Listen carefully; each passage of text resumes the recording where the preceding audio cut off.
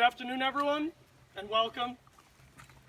As a close friend of the bride and groom, it is my greatest pleasure to welcome you all today to celebrate the love between Melanie and Cameron. Let us all give our blessing and support to these two during this ceremony as they pledge their love for one another.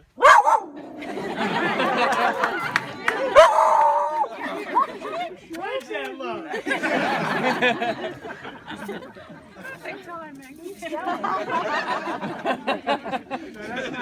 Keep going. My name is Jake Cohen, and I will be your wedding officiant today. On behalf of Melanie and Cameron, I would like to thank you all for being here this afternoon, for taking the time and making the journey, and for all the effort that it takes, not only to be a part of this day, but to be a part of each other's lives. To begin today, we will have two readings Melanie and Cameron have selected, expressing how they feel about their bond and the commitment that they are making today.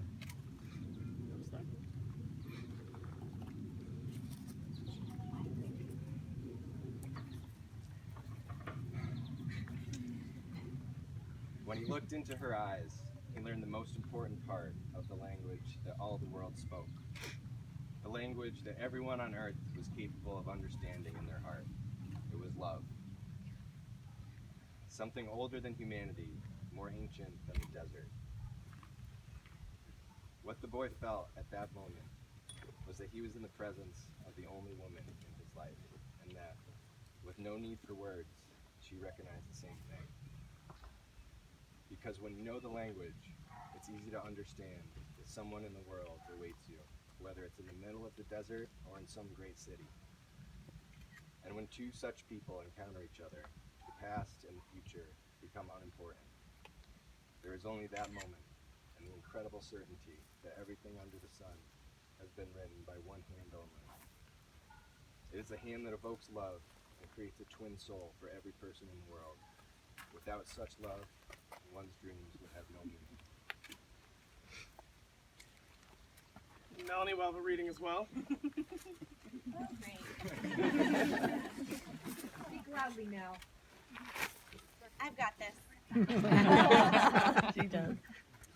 Love is a temporary madness. It erupts like volcanoes and then subsides. And when it subsides, you have to make a decision. You have to work out whether your roots have so entwined together that it is inconceivable that you should ever part, because this is what love is. Love is not breathlessness. It is not excitement. It is not the promulgation of promises of eternal passion. That is just being in love, which any fool can do. Love itself is what is left over when being in love has burned away, and this is both an art and a fortunate accident. Those that truly love have roots that grow towards each other underground, and when all of the pretty blossoms have fallen from their branches, they find that they are on one tree and not two. Thank you, Melanie.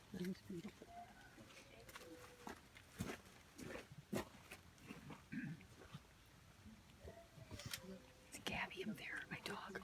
There's a popular quote that I believe is relevant today. It goes, "Some have seen what is and asked why. Others have seen what could be and asked why not."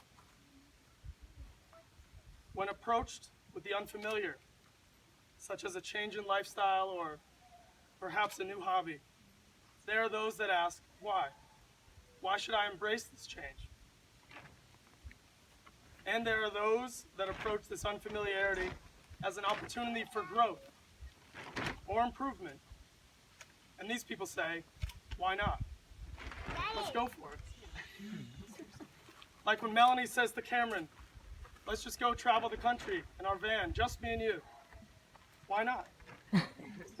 Or let's adopt this wonderful coyote pup who's behaving now from the desert and make her a part of our family. Why not? And especially on Melanie's birthday, December 9th last year, when Cameron said to Melanie, let's make this official. Will you marry me? I think we all know Melanie's answer to that one. Why not? Why not? It is this positive attitude and mindset that these two individuals embody every day that make their life and their love so spontaneous and special. The respect that they share, the happiness that they cultivate together, and the unconditional care for one another are just a few of the characteristics that make their love so genuine and rewarding. Love, it has been noted, is the reason that we live. As Carl Sagan wisely deduced, the world is so exquisite with so much love and moral depth. We should remain grateful every day for the brief but magnificent opportunity that life provides. The sum of all of our evolution, our thinking, and our accomplishments is love. It is with simultaneous feelings of elation and expressions of respect that we continue. At this time, before proceeding with the bonding ceremony, I would invite the couple to share their vows. Would you like to start, Melanie? Sure. Ladies first. I promise to share my whole heart with you and to remember to show you how deeply I care for you, no matter the challenges that may come our way. I promise to be patient and to remember that all things between us are rooted in love. I vow to never tell you that you're playing your drums too loud, unless Penny told me to. I vow to love you through all of the silly times and all of the stinky times, which happens to be most of the times. I promise to always be open and honest, even if it takes me a few tries. I promise to support your dreams and to respect our differences and to love you and be by your side through all of the days and all of the nights of our lives.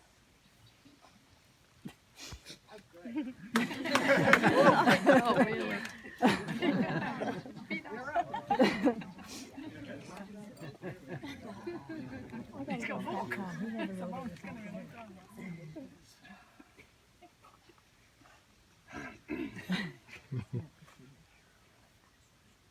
Mel, you are my best friend.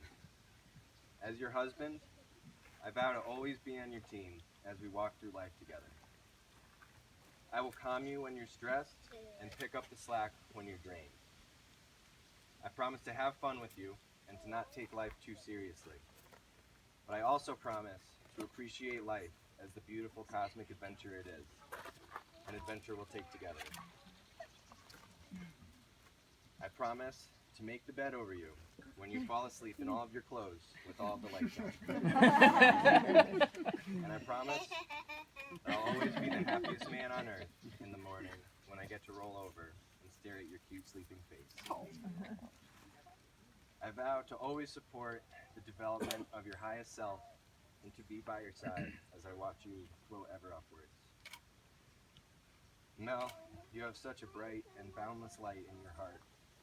And with that, you encourage me to be a better man every chance you get. I love you for that, and I always will.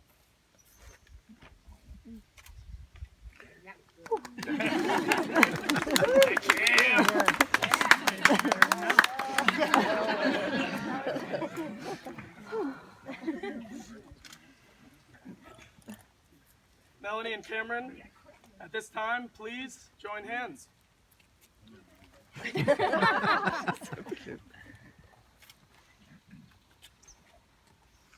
Do you, Cameron, take Melanie as your lawful wedded wife? Do you promise to love her, comfort her, keep her in sickness and in health, and forsaking all others, to be faithful to her as long as you both shall live? I do.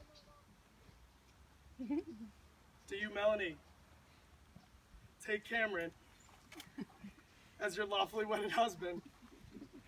Do you promise to love him, comfort him, honor and keep him in sickness and in health, and forsaking all others, to be faithful to him as long as you both live. We do. We do.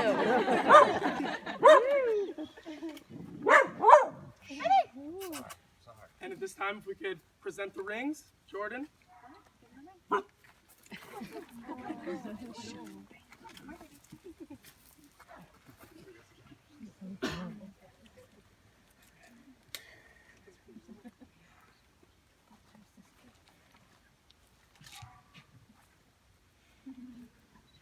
Your wedding ring is a symbol of your promise to one another. The ring, an unbroken, never-ending circle, is a symbol of committed, unending love. Melanie, as you place this ring on Cameron's finger, repeat these words after me. With this ring, I thee wed. With this ring, I thee wed.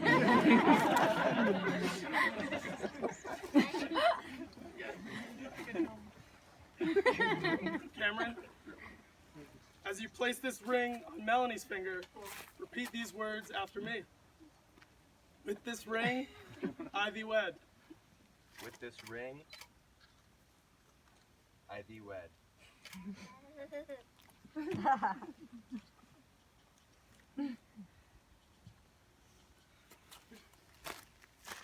Now that Cameron and Melanie have pledged their love and exchanged their rings in the company of their family and friends, it is my greatest pleasure to proclaim, by the power vested in me in the state of Connecticut, I now pronounce you husband and wife.